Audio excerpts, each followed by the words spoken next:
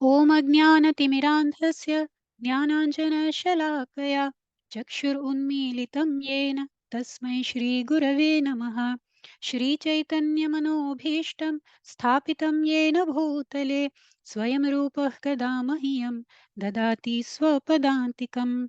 वन्देऽहं श्रीगुरोः श्रीयुतपदकमलं श्रीगुरून् वैष्णवांश्च श्रीरूपं साग्रजातं सहगण रघुनाथान्वितं तं सजीवम् साद्वैतं सावधूतं परिजनसहितं कृष्णचैतन्यदेवं श्रीराधाकृष्णपादान् सहगणललिता श्रीविशाखान्वितांश्च।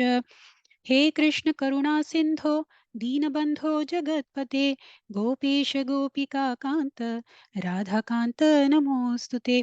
तप्तकाञ्चन गौराङ्गी राधे वृन्दावनेश्वरी वृषभानुसुते देवी प्रणमामि हरिप्रिये। वाञ्छकल्पतरुभ्यश्च कृपासिन्धुभ्य एव च पतितानां पावनेभ्यो वैष्णवेभ्यो नमो नमः। नमः ॐ विष्णुपादाय कृष्णपृष्ठाय भूतले श्रीमते भक्तिवेदान्त स्वामिनिति नामिने। नमस्ते सरस्वते देवे गौरवाणी प्रचारिणे निर्विशेषशून्यवादी पाश्चात्यदेशतारिणे। जय श्री कृष्ण चैतन्य प्रभु नित्यानंद श्री अद्वैत गदाधर श्रीवासादि गौर भक्तवृंद। हरे कृष्ण कृष्ण कृष्ण हरे हरे हरे राम राम राम हरे हरे। हरे कृष्ण कृष्ण कृष्ण हरे हरे हरे राम राम राम हरे हरे। हरे कृष्ण कृष्ण कृष्ण हरे हरे हरे राम राम राम हरे हरे। सभी को हरे कृष्णा दंडवत प्रणाम। हरे कृष्णा माता जी। हरे कृष्णा। हरे तो कृष्ण। आज हरे कृष्णा, तो मूर्तिमान वेदों ने दृष्टांत वहां से शुरू करना है। हरे कृष्णा। दीप्ति माता जी आप पढ़ के फिर नाम लेने की सेवा ले लीजिएगा। जी माता जी। हरे कृष्ण। कृष्ण लीला श्रीला प्रभुपाद द्वारा श्रीला प्रभुपाद की जय।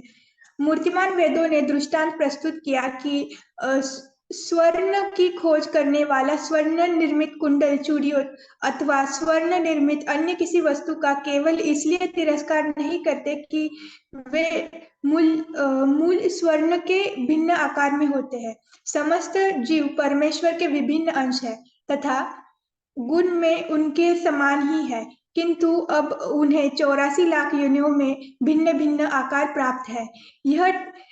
यह ठीक उसी प्रकार है जैसे स्वर्ण के एक ही स्रोत से भिन्न भिन्न प्रकार के आभूषण निर्मित होते हैं।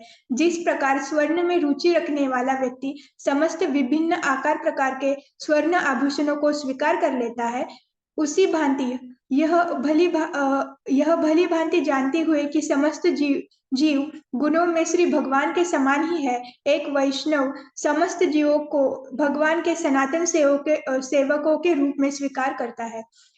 इस प्रकार एक वैष्णव के रूप में व्यक्ति को इन बद्ध तथा पथ भ्रष्ट जीवों को सुधार कर उन्हें कृष्ण भावनामृत में प्रशिक्षित करने तथा उन्हें अपने घर भगवान के धाम ले जाने द्वारा श्री भगवान की सेवा करने का प्रयत्न पर्याप्त अवसर प्राप्त होता है। तथ्य यह है कि अब जीवों के मन भौतिक स्त्री गुणों द्वारा व्याकुल है तथा इसलिए जीव स्वप्नवद एक देह से दूसरे देह में देहांतरण कर रहे हैं, किंतु जब उसकी चेतना कृष्ण भावनामृत से परिवर्तित हो जाती है, तब वे तत्काल ही श्री कृष्ण को अपने हृदय में स्थापित कर लेते हैं और इस प्रकार उन्हें मोक्ष का मार्ग निष्कंटक बन जाता है। हरे कृष्णा। हरे कृष्णा। तो कल हम देख रहे थे कि एक वैष्णव जो है वो किस तरह से इस भौतिक जगत को मिथ्या ना मानकर सत्य मानकर जो भी इस जगत में है वो भी आध्यात्ममय है, यानी कि भगवान से जुड़े हुए ही हैं सारे जो भी वस्तु हैं इस भौतिक जगत में। सारे सब कुछ जो है वो भगवान से जुड़े हुए हैं, इस तरह से एक वैष्णव जो है वो देखता है। तो अब आगे बताते हैं श्रील प्रभुपाद के समस्त जीव परमेश्वर के विभिन्न अंश हैं तथा गुण में उनके समान ही है। लेकिन जैसे यहाँ पे एक एग्जाम्पल दे रहे हैं श्री प्रभुपाद स्वर्ण की। तो जैसे स्वर्ण के खोज करने वाला जो होता है वो स्वर्ण के बने हुए जो भी वस्तुएं हैं उनको भी स्वीकार करता है, ना कि सिर्फ एक स्वर्ण जस्ट एक स्वर्ण जो होता है एक रॉ बोलते हैं ना, रॉ मटेरियल स्वर्ण का, सिर्फ उसी को नहीं बल्कि स्वर्ण से बने जो भी आकार जो भी चीजें होती हैं वो भी वो स्वीकार करता है, क्योंकि उसका मूल कारण क्या है, स्वर्ण है। बस आकार भिन्न-भिन्न प्रकार के हैं। तो एक जो स्वर्ण खोजने वाला होता है वो जिस तरह से स्वर्ण के आकारों को भी वो एक्सेप्ट करता है या उसको भी वो स्वर्ण ही मानता है, उसी तरह से परमेश्वर भी जो है वो जीव जो है वो परमेश्वर के विभिन्न अंश हैं और गुण में भी उनके समान ही हैं। बस हर एक जीव के जो आकार हैं वो अलग-अलग हैं, जिस तरह से यहाँ पे स्वर्ण का एग्जाम्पल दिया है।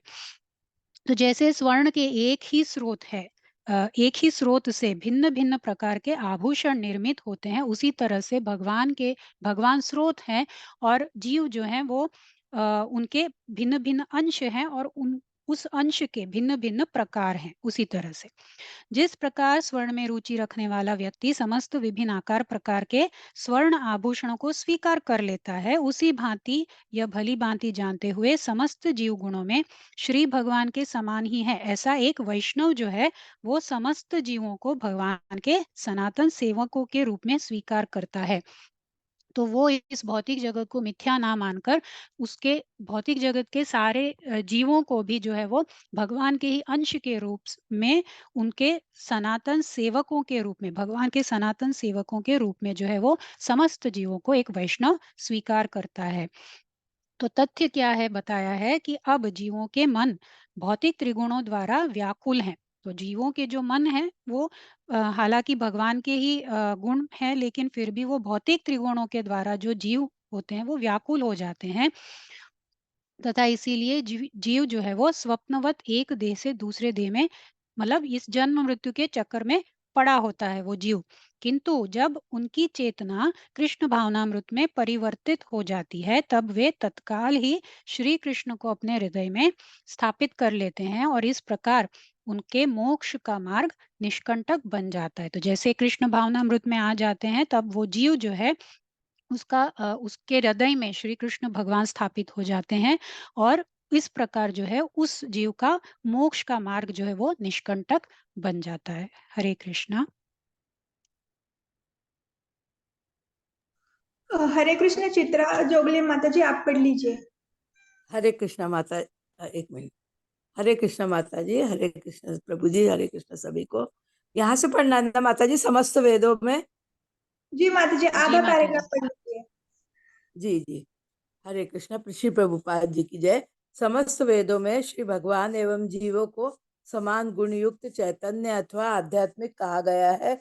इस सत्य की पुष्टि पद्म पुराण में की गई है, जिसमें कहा गया है कि दो प्रकार के आध्यात्मिक अस्तित्व होते हैं। एक को जीव तथा दूसरे को परमेश्वर कहा जाता है। ब्रह्मा जी से लेकर चींटी तक समस्त जीवित इकाइयां जीव है, जबकि भगवान चतुर्भुज श्री विष्णु अथवा जनार्दन है। आत्मा शब्द केवल श्री भगवान के लिए ही प्रयुक्त किया जा सकता है, किंतु जीव भी भगवान के अंश है। अतएव कभी कभी आत्मा शब्द जीवों के लिए भी प्रयुक्त होता है। अतएव जीवों को जीवात्मा कहा जाता है तथा परमेश्वर को परमात्मा कहा जाता है। परमात्मा तथा जीवात्मा दोनों ही इस भौतिक जगत में है। अतएव इस भौतिक जगत का इंद्रिय तृप्ति से भिन्न एक दूसरे का दूसरा ही प्रयोजन है। इंद्रिय तृप्ति के जीवन की धारणा माया भ्रम है, किंतु इस भौतिक जगत में भी माया जीवात्मा के द्वारा परमात्मा की सेवा की धारणा कदापि माया अथवा भ्रम मूलक नहीं है। एक कृष्ण भक्त को हरे कृष्ण एक कृष्ण भक्त को इस तथ्य का पूर्ण बोध रहता है। इस प्रकार माता जी, वह सबको चांस देते हैं ना। जी जी, हरे कृष्ण माता जी, धन्यवाद। हरे कृष्णा। तो यहाँ पे समस्त वेद जो है वो श्री भगवान एवं जीवों को समान गुणयुक्त यानी कि चैतन्य अथवा आध्यात्मिक कहते हैं। और ब्रह्मा जी से लेकर चींटी तक समस्त जीव जो है वो इकाई या जीव है, यानी कि भगवान के ही भाग है। जबकि भगवान जो है वो चतुर्भुज श्री विष्णु अथवा जनार्दन है। तो आत्मा जो है वो केवल श्री भगवान के लिए प्रयुक्त होता है, लेकिन जीव को भी जो है वो, क्योंकि वो भगवान का अंश होता है, इसीलिए जीव को भी आत्मा बोला जाता है। तो जीव को जीवात्मा बोला जाता है और परमेश्वर जो होते हैं उनको परमात्मा कहा जाता है। अब परमात्मा तथा जीवात्मा दोनों ही इस भौतिक जगत में हैं, लेकिन ये जो भौतिक जगत है, भौतिक जगत का इंद्रिय तृप्ति से भिन्न भी एक दूसरा प्रयोजन है। भौतिक जगत का एक दूसरा भी प्रयोजन होता है। भौतिक जगत को सिर्फ इंद्रिय तृप्ति के लिए भगवान ने उत्पत्ति नहीं की, बट उसका एक दूसरा भी प्रयोजन है। तो इंद्रिय तृप्ति के जीवन की धारणा यानी कि माया जो है वो माया है। ठीक है, ये इंद्रिय तृप्ति का जो जीवन है उसकी धारणा क्या है? माया है। लेकिन भौतिक जगत में भी जीवात्मा के द्वारा परमात्मा की सेवा जो है वो भी इस भौतिक जगत में होता है। मतलब जीवात्मा परमात्मा की सेवा इस भौतिक जगत में रहकर कर सकता है। ये माया नहीं है। ये जो धारणा है ये माया नहीं है। एक कृष्ण भक्त को इस तथ्य का पूर्ण बोध रहता है क्या कि इस प्रकार वह इस भौतिक जगत को मिथ्या नहीं मानता। तो ये बोध होने के कारण एक वैष्णव या एक कृष्ण भक्त जो होता है वो इस भौतिक जगत को मिथ्या नहीं मानता, लेकिन दिव्य सेवा की वस्तु स्थिति में कर्म करता है। तो वो भगवान की सेवा के लिए इस भौतिक जगत को एक उपयोग, उसका उपयोग लेता है वो। इसलिए भक्त इस भौतिक जगत में प्रत्येक वस्तु को भगवान की सेवा के अवसर के रूप में देखता है। हरे कृष्णा। अच्छा, ये आगे नहीं पढ़ा था ना हमने जी। हरे कृष्ण सत्येंद्र मलिक प्रभु जी, आप पढ़ लीजिए। हरे कृष्णा माता जी, हरे कृष्णा प्रभु जी। श्री प्रभुपाद जी की जय। श्री प्रभुपाद जी द्वारा वह किसी भी वस्तु को भौतिक कहकर उसका तिरस्कार नहीं करता, अपितु प्रत्येक वस्तु को श्री भगवान की सेवा में नियोजित कर देता है। इस प्रकार भक्त सदैव दिव्य स्थिति में रहता है तथा वह प्रत्येक वस्तु जिसका भक्त उपयोग करता है श्री भगवान की सेवा में प्रयुक्त होने के कारण आध्यात्मिक रूप से निर्मल हो जाती है। इस संबंध में शीलधर स्वामी ने एक सुंदर पद की रचना की है। कुछ लोगों द्वारा मिथ्या समझे जाने वाले इस भौतिक जगत में भी सदैव सत्य के रूप में प्रकाशित होने वाले श्री भगवान की मैं उपासना करता हूँ। इस भौतिक जगत के मिथ्या होने की धारणा का कारण अज्ञान है, किंतु कृष्णा भावनामृत में प्रगतिशील व्यक्ति प्रत्येक वस्तु में श्री भगवान के दर्शन करता है। यह वास्तव में वैदिक सूत्र सर्व खालिदम ब्रह्मा, सब कुछ ब्रह्मा है का साक्षात्कार है। हरे कृष्णा माता जी। बहुत सुंदर। कृष्णा। तो भक्त जो है इस भौतिक जगत में प्रत्येक वस्तु को भगवान की सेवा के अवसर के रूप में देखता है, इसीलिए वो भौतिक जगत को मिथ्या नहीं मानता। वह किसी भी वस्तु को भौतिक कहकर उसका तिरस्कार भी नहीं करता, अपितु प्रत्येक वस्तु को जो है वो भगवान की सेवा में नियोजित कर देता है। और इस संबंध में श्रीधर स्वामी जो है वो एक सुंदर पद की रचना करते हैं, जिसका अर्थ क्या है कि इस भौतिक जगत के मिथ्या होने की जो धारणा है उसका कारण क्या है? हमारा अज्ञान है। हम इस अज्ञान के कारण ही इस भौतिक जगत को मिथ्या मानते हैं। किंतु कृष्ण भावनामृत में प्रगतिशील व्यक्ति जो है वो प्रत्येक वस्तु में श्री भगवान के दर्शन करता है, और इसी को भक्ति बोलते हैं। यह वास्तव में वैदिक सूत्र जो है ये सर्वम खलविदम ब्रह्म यानी कि सब कुछ ब्रह्म है, इसका साक्षात्कार। ये तो ये जो सब कुछ ब्रह्म है, ये ब्रह्म ज्योति वाले जो है वो निराकारवादी, निर्विशेषवादी, ये सब जो मायावादी, ये सब इस चीज को मानते, तो इसका वो गलत मीनिंग जो निकालते हैं कि ब्रह्म मतलब हम भी सब ब्रह्म है, जीव जो है वो भी ब्रह्म है, वो जो गलत मीनिंग निकालते हैं। तो ये इसका एक्चुअल जो मीनिंग है यहाँ पे ये श्रील प्रभुपाद ये इस तरह से हमें समझाते हैं। हरे कृष्णा। हरे कृष्णा ललिता गुप्ता माता जी, आप पढ़ लीजिए। जी माता जी, हरे कृष्णा। इस संबंध में श्रीधर स्वामी ने एक सुंदर पद की रचना की है। कुछ लोगों द्वारा हरे कृष्णा माता जी, नेक्स्ट पैराग्राफ। मूर्तिमान वेदों ने आगे स्तुति मूर्तिमान वेदों की। के आगे स्तुति की। प्रिय भगवान, अल्प बुद्धि मानव आत्म साक्षात्कार के अन्य मार्गों का अवलंबन करते हैं, किंतु वास्तव में जब तक व्यक्ति पूर्ण रूप से विशुद्ध भक्त न हो, तब तक भौतिक प्रदूषण से मुक्ति अथवा जन्म तथा मृत्यु के निरंतर चक्र को रोकने का कोई अवसर नहीं है। हे भगवान, जैसा कि वेदों में कहा गया है, एको बहुनाम यो विदधाति कामान, प्रत्येक वस्तु आपकी विभिन्न शक्तियों पर आश्रित है तथा आप प्रत्येक व्यक्ति का पोषण करते हैं। अतः भगवान, आप समस्त जीवों, देवताओं, मानवों तथा पशुओं के पोषक तथा पालन करता है। आप सबका पोषण करते हैं, आप सबके हृदय में भी स्थित हैं। दूसरे शब्दों में आप समस्त सृष्टि के मूल हैं। अतः आपकी भक्ति में संलग्न व्यक्ति स्थिर चित्त से सदैव आपकी उपासना करते हैं। वस्तुतः ऐसे भक्त विश्व विश्व वृक्ष के मूल में जलदान करते हैं। अतः भक्ति सेवा के द्वारा व्यक्ति न केवल श्री भगवान को अपितु अन्य सबों को भी संतुष्ट करता है, क्योंकि श्री भगवान के प्रत्येक जीव के पोषक करता एवं पालनहार श्री भगवान के सर्वव्यापी स्वभाव को समझने के कारण एक भक्त सर्वाधिक व्यावहारिक लोकहित चिंतक तथा परोपकारी है। कृष्ण भावनामृत में पूर्ण रूपेण संलग्न ऐसे विशुद्ध भक्त अति सरलता पूर्वक जन्म मरण के चक्र पर विजय प्राप्त कर लेते हैं तथा वे मृत्यु के सिर पर से छलांग लगा देते हैं। हरे कृष्ण माता। धन्यवाद जी प्रभु। हरे कृष्णा। तो मूर्तिमान वेद जो है वो आगे स्तुति करते हैं भगवान की। तो वो उस स्तुति में क्या कहते हैं, अभी भगवान को जो है वो पालनकर्ता के रूप में वो भगवान की स्तुति करते हैं। तो ये जो विशुद्ध भक्त हैं, मतलब ये भौतिक प्रदूषण से जो है वो अभी तक जो एक व्यक्ति मतलब विशुद्ध भक्त नहीं बना जो है, और जो भौतिक प्रदूषण से अभी मुक्त नहीं हुआ है, वो इस जन्म मृत्यु के चक्कर में अभी तक जो चल रहा है उसे रोकने का कोई अवसर और कोई तरीके से नहीं है भक्ति के अलावा, ये बोल रहे हैं। तो अब एक पालनकर्ता के रूप में वो स्तुति कर रहे हैं भगवान को। तो आप सबका पोषण करते, वो भगवान को भगवान की स्तुति में क्या बोल रहे हैं कि आप सबका पोषण करते हैं तथा आप सबके हृदय में भी स्थित है। तो हरेक इस भौतिक जगत में जितने भी जीव हैं, देवता, मानव, पशु, हरेक के पोषण करने वाले पोषक तथा पालनकर्ता जो है वो भगवान है। तो वो सबके हृदय में भी स्थित है क्षीरोदक्षाय विष्णु के रूप में।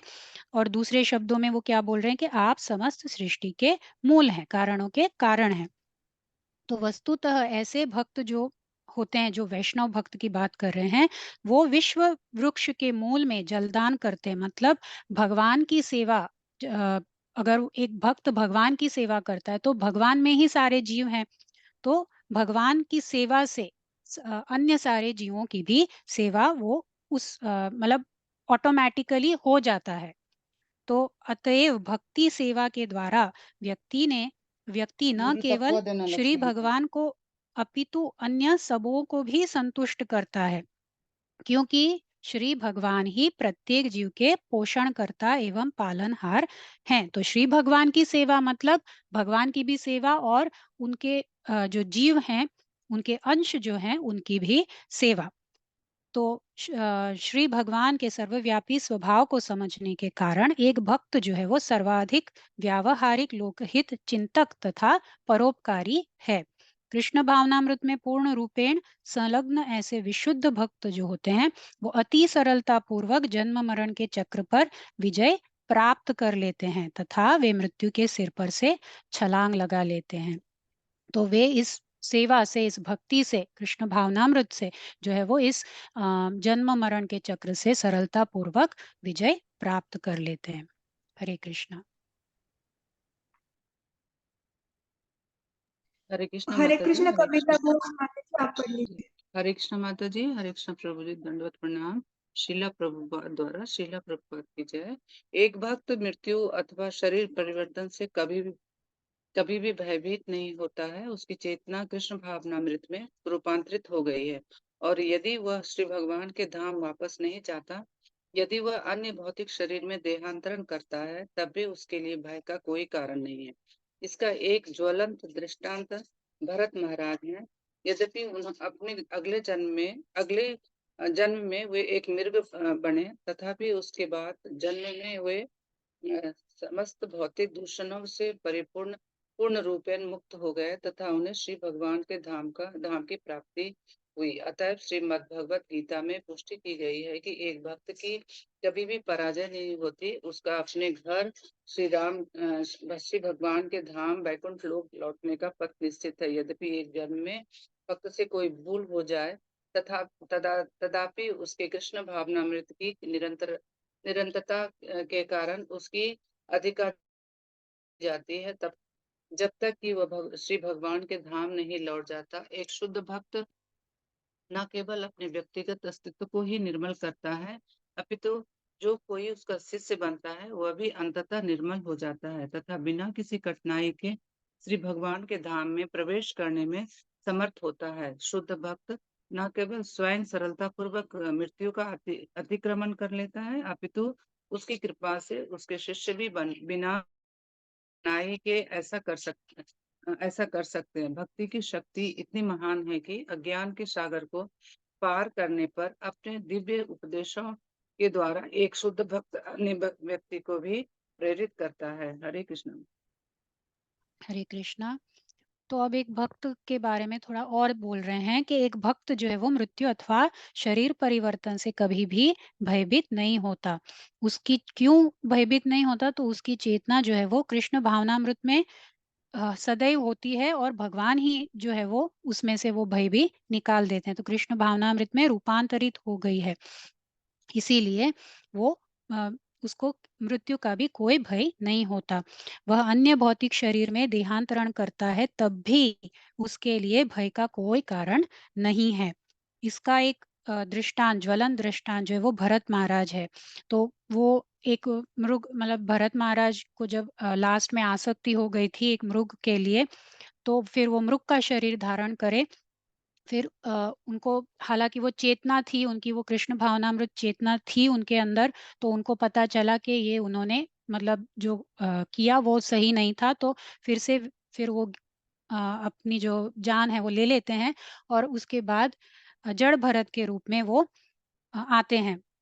तो यहाँ पे वो एग्जाम्पल दे रहे हैं कि यद्यपि अपने अगले जन्म में वे एक मृग बने तथापि उसके बाद के जन्म में वे समस्त भौतिक दूषणों से पूर्ण रूपेण मुक्त हो गए तथा उन्हें भगवान के धाम की प्राप्ति हुई, क्योंकि उनमें वो चेतना, कृष्ण भावनामृत की चेतना उनमें थी। तो जब एक बार कृष्ण भावनामृत की चेतना जो आ जाती है एक भक्त में, तो फिर वो देह उसका चेंज हो जाता है या देहांतरण भी होता है, तभी भी वो कृष्ण भावनामृत ही रहता है। वो चेतना जो है वो बदलती नहीं है। यद्यपि एक जन्म में भक्त से कोई भूल हो जाए तथापि उसके कृष्ण भावनामृत की निरंतरता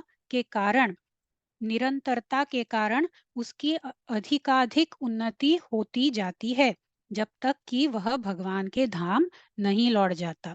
तो एक शुद्ध भक्त जो है वो न केवल अपने व्यक्तिगत अस्तित्व को ही निर्मल करता है, अपितु जो कोई उसका शिष्य बनता है वह भी अंततः निर्मल हो जाता है। तो जड़ भरत के रूप में भी उन्होंने एक राजा, मुझे वो राजा का नाम तो याद नहीं है, बट वो राजा को भी उन्होंने ज्ञान दिया था। उसके बाद फिर मतलब वो राजा भी खुश हो गए थे बाद में, जब उन्हें पता चला ये तो बहुत ज्ञानी मनुष्य हैं, मतलब जब जड़ भरत के रूप में आए थे तब।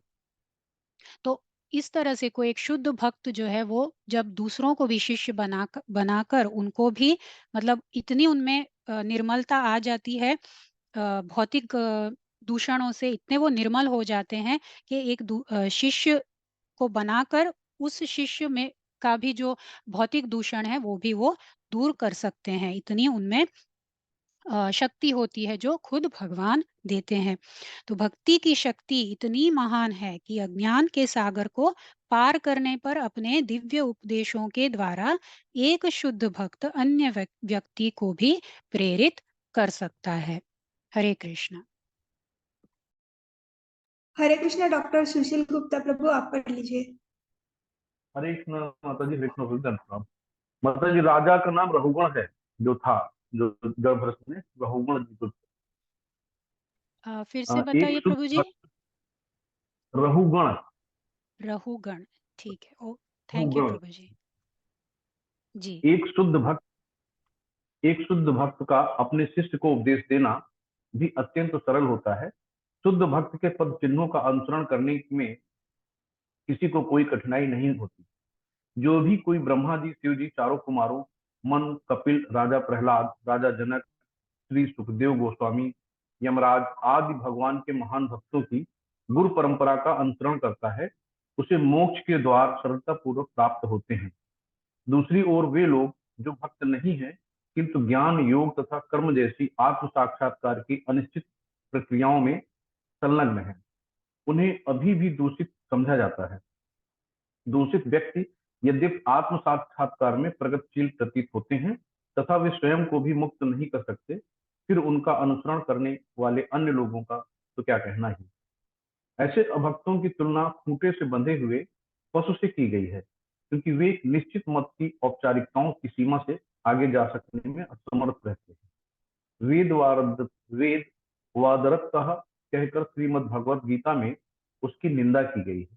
वे ये नहीं समझ सकते कि वेद प्रकृति की भौतिक गुणों रज तम सत की गतिविधियों के विषय में बताते हैं। भगवान श्री कृष्ण ने अर्जुन को परामर्श दिया था कि व्यक्ति के वेदों द्वारा निर्धारित कर्तव्यों की सीमा से आगे जाना चाहिए तथा कृष्ण भावनामृत अर्थात भक्ति को अपनाना चाहिए।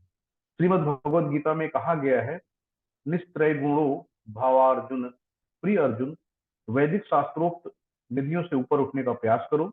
वैदिक शास्त्रोक्त विधियों के संपादन से आगे की दिव्य स्थिति भक्ति है। श्रीमद् भगवद गीता में श्री भगवान स्पष्ट रूप से कहते हैं कि जो व्यक्ति विशुद्ध रूप से उनकी भक्ति में संलग्न है वे ब्रह्म में स्थित हैं। वास्तविक ब्रह्म साक्षात्कार का अर्थ है कृष्ण भावनामृत तथा भक्ति में संलग्न रहना। अतएव भक्तगण सच्चे ब्रह्मचारी हैं, क्योंकि उनकी गतिविधियां सदैव ही कृष्ण भावनामृत अथवा भक्ति में होती है। हरे कृष्ण। हरे कृष्णा। तो एक शुद्ध भक्त जो क्या वो अपने शिष्य को भी उपदेश देना भी अत्यंत सरल होता है एक शुद्ध भक्त को, और शुद्ध भक्त के पद चिन्हों का अनुसरण करने में किसी को भी कोई कठिनाई नहीं होती है। अब यहाँ पे वो 12 महाजन जो है वो उनके बारे में यहाँ पे श्री प्रभुपाद बोल रहे हैं कि जो कोई भी ब्रह्मा जी, शिव जी, चारों कुमारों, मनु, कपिल, राजा प्रहलाद, राजा जनक, श्री सुखदेव गोस्वामी, यमराज आदि भगवान के महान भक्तों की गुरु परंपरा का अनुसरण करता है, उसे मोक्ष के द्वारा सरलता पूर्वक प्राप्त होते हैं। तो गुरु परंपरा के उसमें ही चलना चाहिए। एक शुद्ध भक्त जो गुरु परंपरा में हो उनको उनका ही अनुसरण करना चाहिए। दूषित व्यक्ति यद्यपि आत्म साक्षात्कार में प्रगतिशील प्रतीत होते हैं, तथापि वे स्वयं को भी मुक्त नहीं कर सकते, फिर उनका अनुसरण करने वाले अन्य लोगों का तो कहना ही क्या। तो यहाँ पे दूषित लोग यानी कि जो ज्ञान, योग तथा कर्म के द्वारा मतलब भक्ति नहीं है उनमें, लेकिन बस ज्ञान, योग और कर्म के द्वारा भगवान को जानने की कोशिश करते हैं। हालांकि उन्हें बहुत ज्ञान होता है, बहुत मतलब प्रैक्टिस भी होती है, लेकिन भक्ति नहीं होती है, तो वो अभी भी दूषित ही हैं, ऐसा कह रहे हैं। अभी तो जब वो दूषित हैं तो उनको गुरु मानकर, मतलब वो उन लोगों को गुरु मानकर उनका अनुसरण करने से, जो एक दूषित है तो उनका अनुसरण करने से कोई शुद्ध नहीं हो सकता। तो ऐसे अभक्तों की तुलना खूंटे से बंधे हुए पशु से की गई है, क्योंकि वे एक निश्चित मत की औपचारिकताओं की सीमा से आगे जा सकने में असमर्थ रहते। तो वो अपने ज्ञान, अपने कर्म, अपने योग में ही उसकी भी एक सीमा होती है, और उस सीमा में ही वो जो है वो बंधे होते हैं। इसीलिए वो अभी भी बद्ध जीव या मुक्त आत्मा में नहीं आते, दूषित में ही वो आते हैं। और वेदवादः कहकर भगवत गीता में भी उनकी निंदा की गई है। अब भगवान श्री कृष्ण ने अर्जुन को परामर्श दिया था कि व्यक्ति को वेदों द्वारा निर्धारित कर्तव्यों की सीमा से आगे जाना चाहिए तथा कृष्ण भावनामृत अर्थात भक्ति को अपनाना चाहिए। तो एक बार भगवान को भी जान लिए, ज्ञान प्राप्त कर लिया, क्योंकि भगवान को समझना भी जरूरी है। अगर उनके प्रति हमें भक्ति में जाना है, उनके प्रति प्रेमा भक्ति हमें हमारे अंदर डेवलप करनी है और भक्ति के मार्ग में हमें चलना है, तो भगवान को जानना भी जरूरी है। इसलिए ज्ञान ये भी जरूरी है, लेकिन उससे भी आगे फिर बढ़ना चाहिए, ऐसा भगवान जो है वो भगवत गीता में भी बोलते हैं अर्जुन को। तो वैदिक शास्त्रोक्त विधियों के संपादन से आगे की यह दिव्य स्थिति भक्ति है। तो भक्ति क्या है कि अब ये जो ज्ञान योग कर्म ये सब हमने जान लिया, तो अभी इससे आगे बढ़ना जो वो दिव्य स्थिति है उसी को भक्ति बोलते हैं। और वास्तविक ब्रह्म साक्षात्कार का अर्थ क्या है कि कृष्ण भावनामृत तथा भक्ति में संलग्न रहना। अतएव भक्तगण जो है वो सच्चे ब्रह्मचारी है, क्योंकि उनकी गतिविधियां सदैव ही कृष्ण भावनामृत अथवा भक्ति में होती है। तो ज्ञान भी ये सभी भी है, लेकिन बस उसी में पड़े नहीं रहना है, उससे भी आगे बढ़ के फिर भक्ति भी करनी चाहिए, तभी कृष्ण भावनामृत जो है वो हम बन सकते हैं। हरे कृष्णा। हरे कृष्ण। मानसी माता जी आप पढ़ लीजिए। हरे कृष्ण। हरे कृष्ण। शिला प्रभुपाद की जय। अतएव कृष्ण भावनामृत आंदोलन सभी प्रकार के धर्मवादियों के लिए एक महान आह्वान है।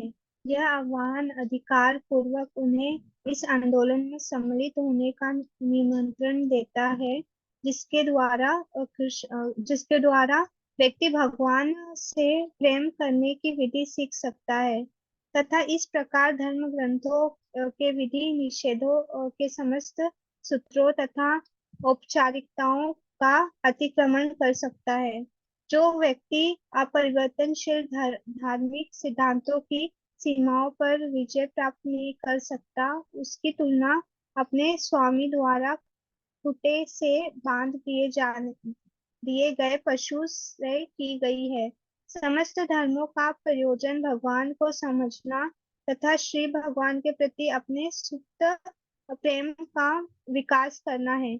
यदि कोई व्यक्ति केवल धार्मिक सूत्रों तथा औपचारिकताओं से ही चिपका रहता है तथा ईश्वर के प्रति प्रेम की स्थिति तक उन्नति नहीं करता है, तब उसे खूंटे से बद्ध पशु समझा जाता है।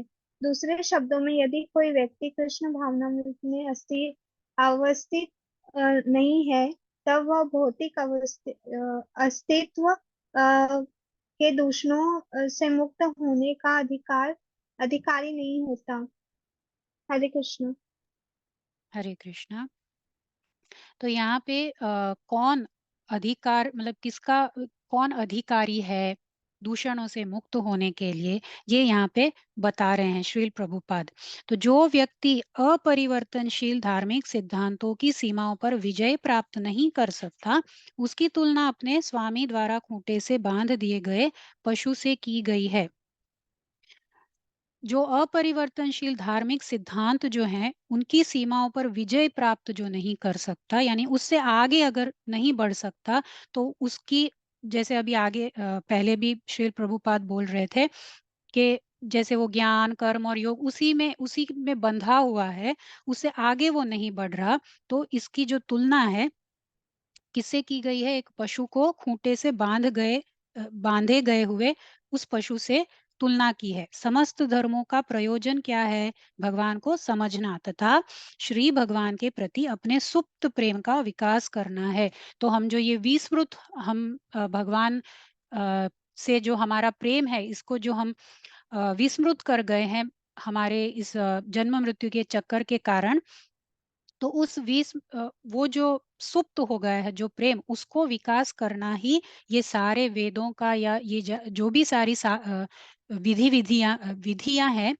वो जो है उनका ध्येय जो है वो वही है कि हमें ये जो प्रेम है हमारे अंदर, जो भक्ति है भगवान के लिए, उसका विकास करना है।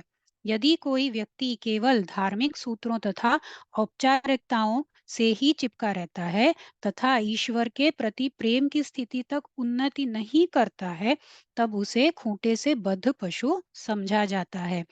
दूसरे शब्दों में क्या कहा गया है कि यदि कोई व्यक्ति कृष्ण भावनामृत में अवस्थित नहीं है, तब वह भौतिक अस्तित्व के दूषणों से मुक्त होने का अधिकारी वो नहीं होता है। तो अभी वो इसीलिए भौतिक दूषणों में जो उसी में वो पड़ा रहता है, क्योंकि अभी तक उसको उसमें से मतलब एक उसने बाउंड्री बना ली है अपने आगे, तो एक सीमा बना ली है, उस सीमा को लांघना जरूरी है।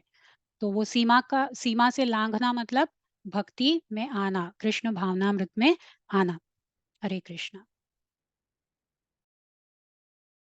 हरे कृष्णा। रीटा पंडित माता जी, आप पढ़ लीजिए। हरे कृष्ण माता जी, हरे कृष्ण प्रभु जी। श्रील प्रभुपाद की जय। श्रील प्रभुपाद द्वारा श्रील श्रीधर स्वामी ने एक सुंदर पद की रचना की है, जिसमें कहा है, अन्य लोगों को कठोर तप में संलग्न रहने दीजिए, उन्हें पर्वत के शिखर से भूमि पर गिरकर प्राणोत्सर्ग करने दीजिए, उन्हें मोक्ष के लिए अनेक तीर्थ स्थानों की यात्रा करने दीजिए, अथवा उन्हें दर्शन तथा वैदिक साहित्य के गहन अध्ययन में संलग्न रहने दीजिए, योगियों को ध्यान मग्न रहने दीजिए तथा विभिन्न मतों को अपने अपने मत की श्रेष्ठता सिद्ध करने के लिए अनावश्यक तर्क वितर्क में संलग्न रहने दीजिए। किंतु यह तथ्य है कि जब तक व्यक्ति कृष्ण भावना भावित नहीं होता, तब तक व्यक्ति भक्ति में संलग्न नहीं होता है, तथा जब तक व्यक्ति को श्री भगवान की दया प्राप्त नहीं होती है, वह भवसागर को पार नहीं कर सकता। अतएव बुद्धिमान व्यक्ति समस्त अपरिवर्तनशील धारणाओं को त्याग देता है तथा वास्तविक मोक्ष के हेतु कृष्ण भावनामृत आंदोलन में सम्मिलित हो जाता है। हरे कृष्ण माता जी। हरे कृष्णा। तो श्री श्रीधर स्वामी जो है वो एक सुंदर पद की रचना करते हैं, जिसका तथ्य क्या है कि जब तक व्यक्ति कृष्ण भावना भावित नहीं होता है, जब तक एक व्यक्ति भक्ति में संलग्न नहीं होता है, तथा जब तक व्यक्ति को श्री भगवान की दया प्राप्त नहीं होती है, वह भवसागर को पार नहीं कर सकता है। तो ये भवसागर पार करने के लिए भगवान की कृपा, भगवान की दया बहुत ही आवश्यकता है, और भगवान की दया के लिए उस व्यक्ति को कृष्ण भावना भावित होना चाहिए, भक्ति में जो है उसको संलग्न होना चाहिए, तभी वो भगवान की दया से, भगवान के कृपा से जो है वो भवसागर को पार कर सकता है। और बुद्धिमान व्यक्ति जो है वो समस्त अपरिवर्तनशील धारणाओं को इसीलिए वो त्याग देता है तथा वास्तविक मोक्ष के हेतु कृष्ण भावनामृत आंदोलन में सम्मिलित हो जाता है। हरे कृष्णा। हरे कृष्ण। चरण सिंह राणा प्रभु जी, आप पढ़ लीजिए। हरे कृष्ण माता जी, दंडवत प्रणाम। मूर्तिमान वेदों ने आगे स्तुति की, प्रिय भगवान, आपके निराकार लक्षण को वेदों में स्पष्ट किया गया है। आपके हाथ नहीं है, किंतु आप अर्पित किए जाने वाले समस्त यज्ञ स्वीकार कर सकते हैं। आपके पैर नहीं है, किंतु आप किसी से भी अधिक तीव्र गति से चल सकते हैं। यद्यपि आपके नेत्र नहीं है, तथापि आप भूत, वर्तमान तथा भविष्य की समस्त घटनाओं को देख सकते हैं। आपके कर्ण नहीं है, किंतु आप कही हुई प्रत्येक बात सुन सकते हैं। यद्यपि आपको मन नहीं है, तथापि आपको प्रत्येक व्यक्ति तथा उसके भूत, वर्तमान तथा भविष्य के समस्त कर्मों का ज्ञान है। फिर भी कोई यह नहीं जानता कि आप कौन हैं। आप सबको जानते हैं, किंतु आपको कोई नहीं जानता है। अतएव आप आदि तथा परम पुरुष हैं। आगे कंटिन्यू करूं माता जी? हरे कृष्णा। प्रभु जी, सबको चांस देना है ना। ओके माता जी। और हरे टाइम भी हो कृष्णा। रहा है। हरे कृष्णा। तो अब मूर्तिमान वेद जो है वो आगे स्तुति करते हैं। अब निराकार, मतलब वेदों में भगवान को निराकार भी बोलते हैं, लेकिन उसका सही अर्थ क्या है वो श्री प्रभुपाद अब आगे हमें समझाते हैं। तो अभी ये वेदों ने जो, ये मूर्तिमान वेदों ने ये सारी स्तुति की है कि आपके हाथ नहीं है, किंतु आप अर्पित किए जाने वाले समस्त यज्ञ स्वीकार करते हैं। आपके पैर नहीं है, किंतु आप किसी से भी अधिक तीव्र गति से चल सकते हैं। यद्यपि आपके नेत्र नहीं है, तथापि आप भूत, वर्तमान तथा भविष्य की समस्त घटनाओं को देख सकते हैं। आपके कर्ण नहीं है, यानी कि कान नहीं है, किंतु आप कही हुई प्रत्येक बात भी सुन सकते हैं। यद्यपि आपके मन नहीं है, तथापि आपको प्रत्येक व्यक्ति तथा उसके भूत, वर्तमान तथा भविष्य के समस्त कर्मों का ज्ञान है। फिर भी कोई यह नहीं जानता है कि आप कौन हैं। तो आप सबको जानते हैं, किंतु आपको कोई नहीं जानता है। अतएव आप आदि तथा परम पुरुष हैं। तो ये जो निराकार रूप का जो यहाँ पे स्तुति कर रहे हैं मूर्तिमान वेद, उसका आगे श्रील प्रभुपाद जो है वो बहुत सुंदर सा एक्सप्लेनेशन देते हैं कि निराकार है भी और नहीं भी क्या है ये। लेकिन अभी टाइम हो गया है। और चैतन्य प्रभु जी, हरे कृष्णा। हरे कृष्णा हरे माता जी, कृष्ण। कंटिन्यू कीजिए माता जी, कंटिन्यू कीजिए। एक्चुअली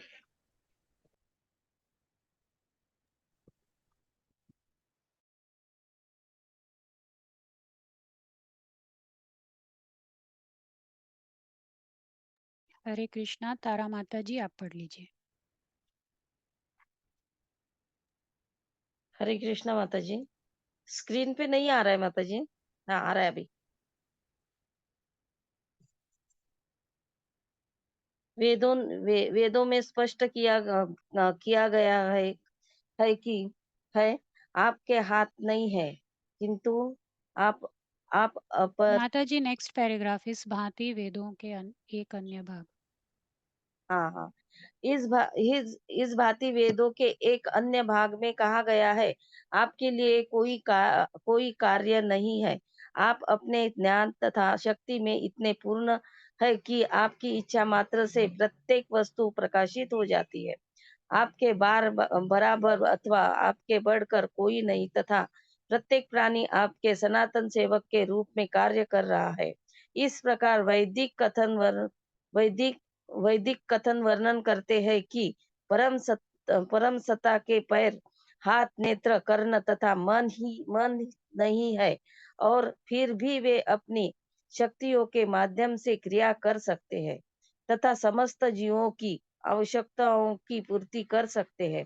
जैसा कि भगवत गीता में कहा गया है, भगवान के हाथ व पैर सर्वत्र है, वह सर्वव्यापी है। समस्त जीवों के हाथ, पैर, कर तथा चक्षु जीव के हृदय में स्थित परमात्मा के निर्देशानुसार ही कर्म कर रहे हैं तथा गतिशील है। जब तक परमात्मा उपस्थित नहीं हो, हाथ व पैरों का कर्म करना संभव नहीं है। किंतु श्री भगवान इतने महान, स्वतंत्र तथा पूर्ण है कि चक्षु और तथा कर्ण के न होने पर भी वे अपनी गतिविधियों के लिए अन्यों पर निर्भर नहीं है। इसके विपरीत अपनी विभिन्न इंद्रियों की गतियों के लिए अन्य लोग ही श्री भगवान पर निर्भर है। जब तक कि जीव को परमात्मा से प्रेरणा प्राप्त नहीं होती, वह कर्म नहीं कर सकता। हरे कृष्ण माता जी। हरे कृष्ण प्रभु जी। हरे कृष्णा। तो अब आगे जो है वेद एक अन्य भाग में वेदों में ये कहा गया है कि आपके लिए कोई कार्य नहीं है। आप अपने ज्ञान तथा शक्ति में इतने पूर्ण हैं कि आपकी इच्छा मात्र से प्रत्येक वस्तु प्रकाशित हो जाती है। तो भगवान बस एक ऐसे इच्छा कर ले तो वहां पे वो प्रत्यक्ष हो जाता है, या वो वस्तु जो है वो प्रकट हो जाती है, प्रकाशित हो जाती है, सिर्फ भगवान के इच्छा मात्र से। आपके बराबर अथवा आपसे बढ़कर कोई नहीं, तथा प्रत्येक प्राणी आपके सनातन सेवक के रूप में कार्य कर रहा है। तो जो प्रत्येक प्राणी जो है वो भी भगवान के आदेश के अनुसार ही, भगवान की इच्छा के अनुसार ही हर एक कार्य करता है। तो परम सत्ता के पैर, हाथ, नेत्र, कर्ण तथा मन नहीं है, और फिर भी वे अपने शक्तियों के माध्यम से क्रिया कर सकते हैं तथा समस्त जीवों की आवश्यकताओं की पूर्ति कर सकते हैं। तो भगवान को अपने हाथ पैर चलाने की भी जरूरत नहीं, अपने इंद्रियों को भी यूज करने की जरूरत नहीं है। बस सिर्फ एक इच्छा मात्र से जो है वो अपने शक्तियों के माध्यम से हर एक क्रिया कर सकते हैं तथा समस्त जीवों की आवश्यकताएं जो है वो भी पूर्ति कर सकते हैं। जैसे कि भगवत गीता में कहा गया है कि भगवान के हाथ व पैर जो है वो सर्वत्र हैं, सर्वव्यापी हैं, परमात्मा के निर्देशानुसार ही कर्म कर रहे हैं तथा गतिशील है। जो जीव के जो हाथ पैर कर्ण ये सब जो है वो परमात्मा के निर्देश अनुसार ही कर्म कर रहे हैं और गतिशील भी उन्हीं के कारण हैं। किंतु श्री भगवान इतने महान, स्वतंत्र तथा पूर्ण हैं कि चक्षु, पैर तथा कर्ण के न होने पर भी वे अपनी गतिविधियों के लिए अन्यों पर निर्भर नहीं है। तो वेदों में जो निराकार रूप भगवान का जो बताया है, तो उस हिसाब से तो भगवान के भी चक्षु, पैर तथा कर्ण ये नहीं है, लेकिन फिर भी वो अपने गतिविधियों पर जो है, गतिविधियों के लिए जो है वो अन्यों पर निर्भर नहीं है। जबकि हमारे पास तो ये सब भगवान ने हमें दी है, लेकिन फिर भी भगवान के निर्देशानुसार ही ये सारे कर्म करते हैं, जो हमें ये हाथ पैर ये सब जो इंद्रियां जो मिली है वे। तो जब तक कि जीव को परमात्मा से प्रेरणा प्राप्त नहीं होती है, वह कर्म नहीं कर सकता। हरे कृष्णा। तो टाइम हो गया है। किसी का कोई प्रश्न या क्लास को एंड कर देते हैं। किसी को कुछ पूछना है, प्रश्न है या कुछ कहना है? हरे कृष्णा।